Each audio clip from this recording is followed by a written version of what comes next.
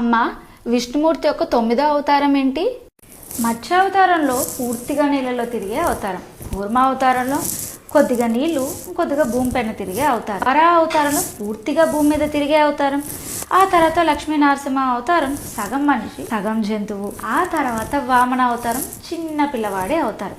ఆ తర్వాత ఆవేశ అవతారమైన పరశురామ అవతారం. ఆ తర్వాత సంపూర్ణ మనిషిగా అవతారం రామ అవతారం. ఆ తర్వాత కొంచెం ఆదిశేషుడు కొంచెం విష్ణువులాగా బలరామ అవతారం, అది కూడా కొద్ది కాలం పాటు ప్రద్యుమ్నుడు పుట్టేదాకా. కొన్ని అవతారాలు సంపూర్ణంగా ఎత్తుతారు, ఫ్రమ్ బర్త్ టు ఎండ్. కొన్ని అవతారాలు షార్ట్ టైం ఎత్తుతారు, అనగా లక్ష్మీ నరసింహస్వామి అవతారం 15 నిమిషాలే.